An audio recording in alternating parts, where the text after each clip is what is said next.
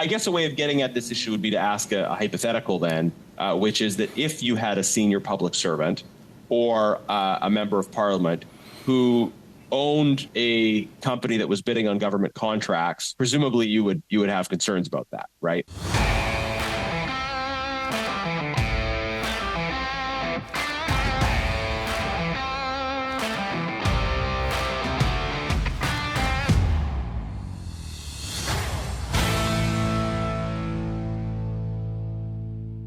The ArriveCan committee meetings continued today, but the Conservatives were really perplexed as to why.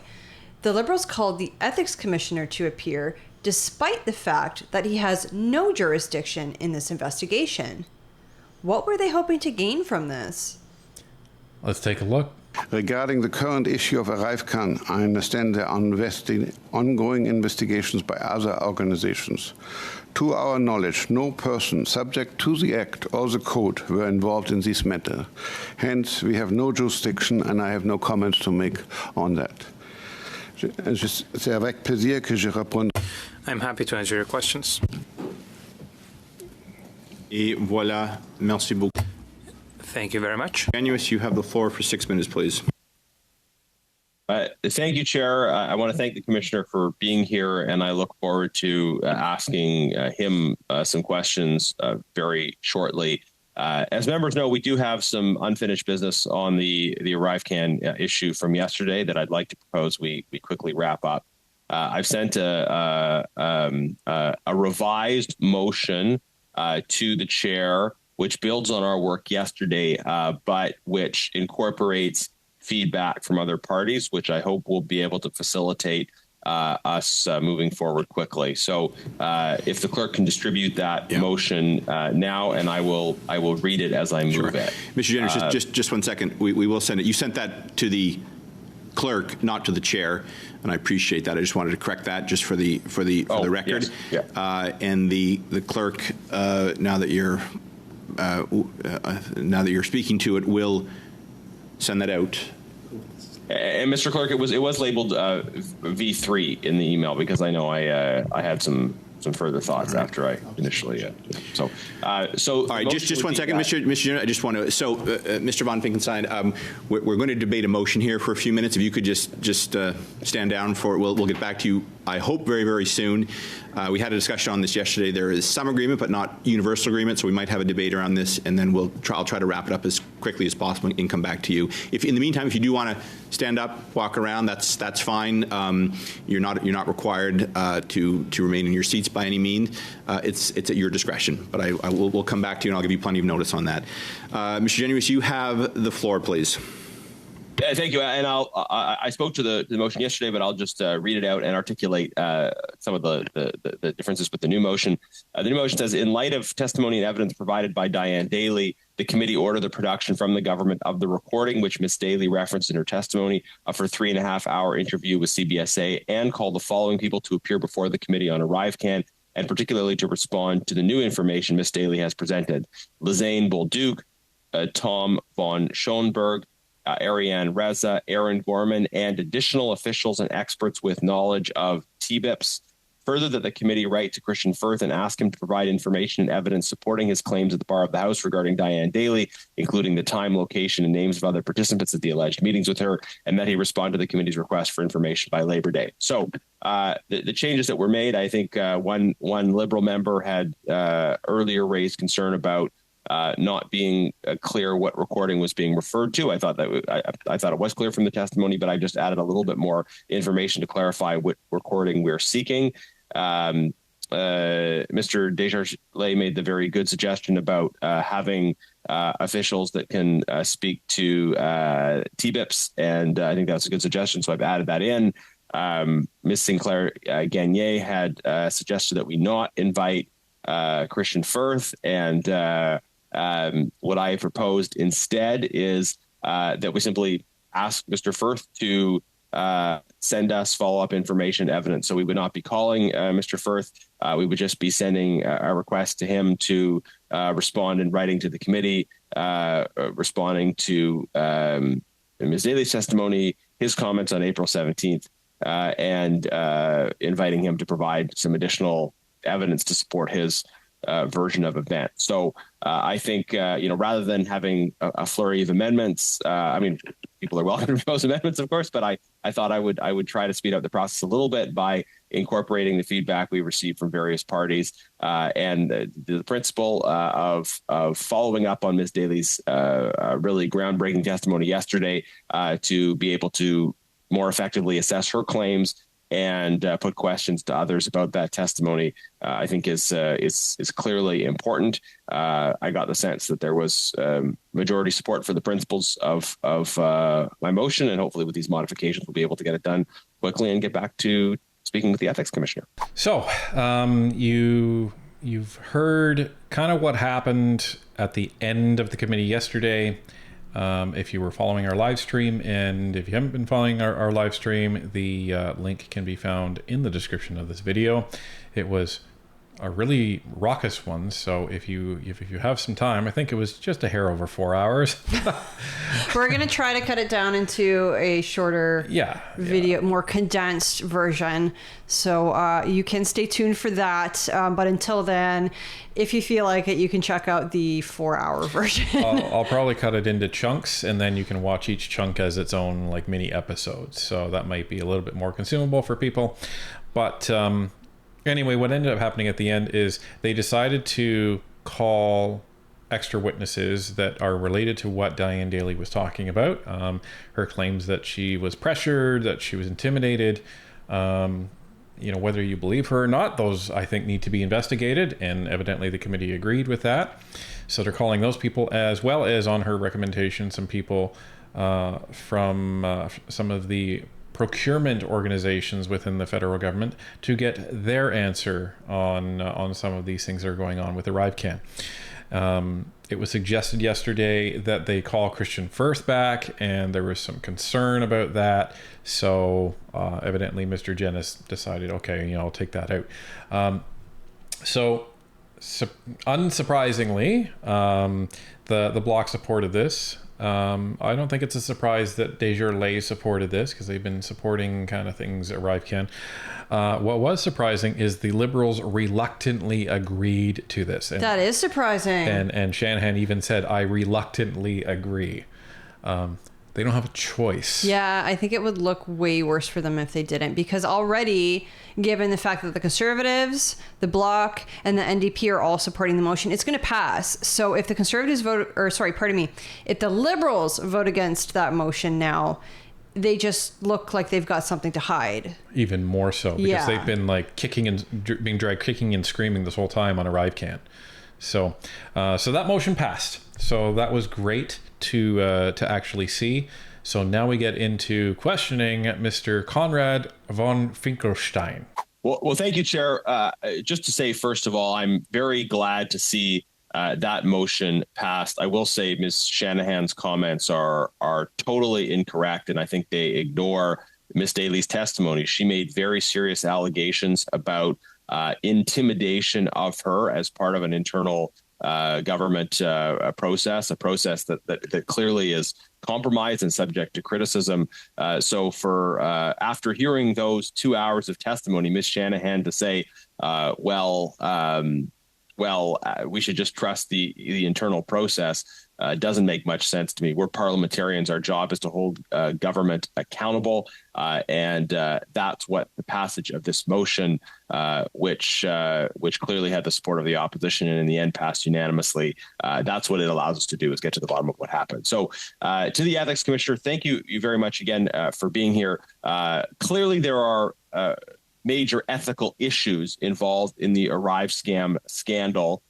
You've talked about your jurisdiction, that is applying to certain people and others. I just want to dig into that. So some of the facts we have heard at this committee, as well as the Government Operations Committee, are serious allegations about Min Doan deleting emails, as well as a conflict of interest issue involving Mr. David Yao, who was a contractor while he was working for the government, who's essentially double dipping. And we've dug further into that. We've looked for further information about this practice of people double dipping as government employees and as contractors. We put forward a motion calling for the end of this double dipping, and it passed with the support of all opposition parties, although Liberals opposed that. Could you help us understand whether or not these issues involving David Yao, the double dipping questions, as well as the deletion of emails, allegations involving Mindone, whether or not those would fall under your jurisdiction to deal with, and why or why not? Thank you. No, they do not fall under my jurisdiction. Basically, my jurisdiction is to deal with issues of conflict of interest. Conflict of interest by elected officials like yourself, or by people who are what the Act calls reporting public office holders, which are basically people who are appointed by governor and council and have a senior position. And in this case, all the people you mentioned, none of them falls under either category. So there are obviously other institutions who deal with it. Primarily the Commissioner of Public Service Integrity deals with it. There are provisions under the Public Service Employment Act, etc. These are all activities which we like double dipping, etc., which clearly are not ethical and shouldn't be pursued, but they are not part of my mandate. Okay, thank you. So on the double dipping front, you said clearly not ethical, but only triggers your involvement depending on what level. So if we had a case where a member of parliament or a very senior public servant was involved in this double dipping, they owned a company that was bidding on government contracts at their own department, even perhaps, while they were also holding this position, that would trigger your involvement. But it's not a question of the activity itself. It's a question of the level of the person that is doing that activity. Is that correct? I can only deal with issues that involves senior public servants appointed by order and council or elected members of the House of Commons. Okay, thank you. So I guess a way of getting at this issue would be to ask a hypothetical then, which is that if you had a senior public servant or a member of parliament who owned a company that was bidding on government contracts, presumably you would have concerns about that, right? Or would you? I don't know how to put words in your mouth. How would you respond to that? Excuse me. First of all, that senior public servant in your hypothetical would have to disclose all of this in his report when he's appointed, or if it happens during his tenure while he acquires it.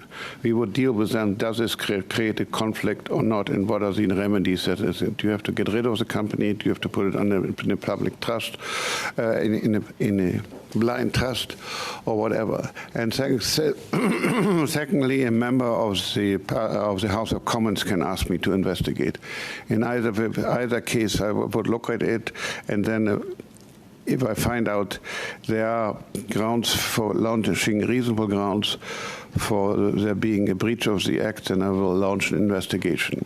If I come across something that is criminal or potentially criminal, I have to refer it over to the RCMP and seize my activity so that the criminal aspect, if there is any, can be resolved. I love how the Conservatives can pivot.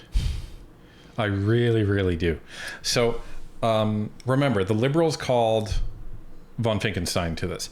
And the only reason for them to call Conrad von Finkenstein to this is ArriveCan, is so that he can say, well, there's nothing for me to investigate. Which technically is true because it's not under his umbrella, right? Well, yeah, and what they will try to do is use that narrative to then say, well, see, the ethics commissioner doesn't see anything to investigate, so there's nothing wrong in terms of the elected officials or anything like that. But the way the Conservatives, basically said, okay, you're going to call the ethics commissioner, that's fine. Well, why don't we talk about Randy Boissonneau? It's almost like giving them a gift because they've pivoted so well. So So one thing I really am impressed with the Conservatives is their ability to pivot when the Liberals try and do something like this. So look at that hypothetical. A elected official owns a company that that is potentially getting paid, given government contracts. So what do they have to do? Well, they would have had to disclose that, and that would have had to be, reviewed, and then that disclosure accepted, and there would have had to have been a determination that there wasn't a conflict of interest there. So, for example, let's say there's a guy named François-Philippe Champagne, and let's say, he has a bunch of companies that he's either the beneficiary of or that he owns shares in or whatnot, yeah. Or whatever. So he would have had to disclose them, like he did in June of 2020. And the other thing that he would have had to do is not be the minister of the department that is handing out contracts to said companies. And when one of these companies received a contract from the innovations, and science and whatever department that Champagne is a minister of now, that was in a year before he became, I think, even Minister of Trade, or the same year. So he didn't become Minister of Science, Innovation in Science and Technology, I think is what it is. Science, Innovation and Technology until 2021. So as far as Champagne goes, in that hypothetical scenario, he's fine because he made the disclosure before he became minister. And that was cleared that those companies were not getting any further government contracts, so there is no conflict of interest. And that's determined by the ethics commissioner. Right. That's what he's there for. Randy Boissonneau. Randy Boissonneau sounds like he didn't disclose, which is a huge problem. Yeah. Well, and the other thing it sounds like he remained involved in operating his company. Right, which as a minister, you're not allowed to do. If you're a backbencher, as far as I understand, you're still permitted to own shares or operate a company. But again, you have to clear it through the ethics commissioner. If the ethics commissioner comes back and says, no, you can't do that, well, then you can't do that. Yeah, and he'll say, this is what you have to do. And you're not going to be penalized for it. It's just, when you become, a member of parliament, you're going to disclose, and the ethics commissioner will say, okay, so I see you have this, and this. This is what you have to do in order to be compliant. And then the MP has to comply. Mr. Barrett, you have the floor for 5 minutes. Commissioner, I just want to clear this up for Liberal members who unsurprisingly don't seem to know what it is that you do here. But can you please confirm that you do not have jurisdiction or mandate over the ArriveCan scandal? I do not have, as I mentioned in my opening remarks, my jurisdiction only extends to reporting public office holders, i.e. senior public servants who have been appointed by order and council, to put it in common language. And the people that do fall under your mandate, lavish dinners, whiskey tastings, being given to those individuals by suppliers or involved parties, that would be that would fall under your mandate and trigger an investigation. It triggers an investigation or not depends on the specific facts, but clearly the conduct of reporting public office holders with suppliers, customers, or something like this, etc., depending what the situation is, what happens, etc., would be subject to the act and could lead to an investigation. Of course. Yeah, it seems like there was an attempt, with you having been suggested as a witness, that this would be an opportunity for the government to exonerate themselves from the wrongdoing that's occurred in this $60 million scandal. But of course, they summoned the wrong officer of Parliament to offer that exoneration if it were available. I have a question for you, Commissioner, about Ms. Annette Verscherian, who was the Liberal-appointed chair of Sustainable Development Technologies Canada. That's the $1 billion green slush fund. Why was she subject to the Conflict of Interest Act? Well, she was the chairman of the STDC, and as such appointed by Governor and Council, and so she was subject to the Conflict of Interest Act.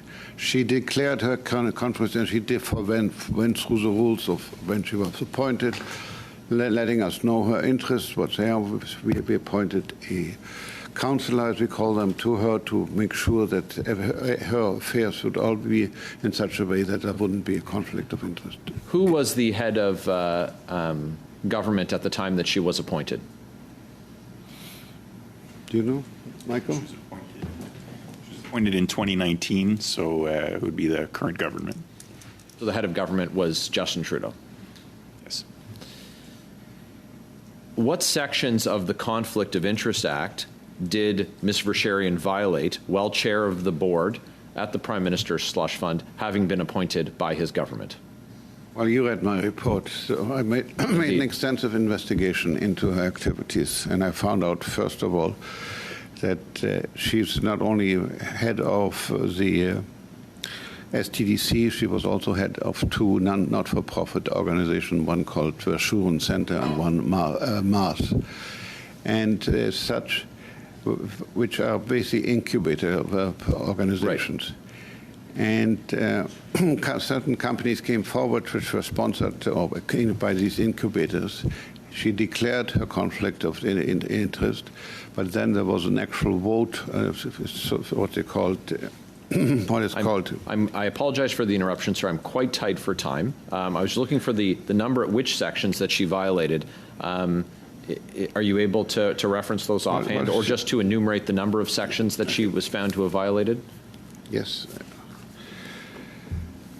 Michael, give him the details, please. So there were two provisions. It was subsection 6.1 of the Act and section 21. Sir, are you able to tell us how many hundreds of thousands of dollars she was deemed to have been the beneficiary of as a result of the conflict? As part of the report, we didn't do the calculation based on the votes and the dollar amounts associated with those votes. So we have the Prime Minister's hand-picked chair of his billion-dollar green slush fund who's found guilty of breaking Canada's ethics laws. This is, of course, the latest in a long list of Liberals to have been found to have contravened this act. In your investigation, did you find that former Liberal Innovation Minister Navdeep Bains was aware of Ms. Versharian's conflict of interest with NR Store at the time that she was appointed? Just a quick yes or no, if you could. We did not look at her appointment. That's not our job. Our job is to look at her, not the steps that go to her appointment, but once she is appointed, does she have a conflict and how can it be resolved? And by the way, what we did find, and let's make it quite clear, that she received incorrect legal advice, and that was the real problem. And her advice was, because it was an emergency COVID, conflict of interest issues do not apply. That was absolutely wrong. She followed that advice and voted on the subsidies that were given to all companies, to the injections in order to help them survive the COVID crisis. Yeah, but come on, Commissioner. So the lawyer that she received the legal advice for was the lawyer of STTC, but also served on the board of STTC. So you want to talk about a guy that obviously doesn't really give a crap about conflict of interest? It's a lawyer that is like serving on the board of the company that he is allegedly counsel for. That doesn't really make a lot of sense. Okay, I'm no lawyer, but that can even get you in trouble with your bar association, can it not? Probably. I would imagine so. I'm not a lawyer either, so I can't speak to that. But I would imagine that doesn't look too nice. No, probably not. But again, this is... The Liberals are probably just squirming in their chairs here because the Conservatives are taking this opportunity to literally talk about, all of the recent ethics violations that the Commissioner has investigated, and they're just saying, all right, fine, you want to do this, we'll just drag you all over the coals. That's fine. And Barrett even mentioned that I think the Liberals were hoping that Von Finkenstein was going to say, oh yeah, there's nothing to see here. No, he's saying, I don't have jurisdiction, I don't know why I'm here.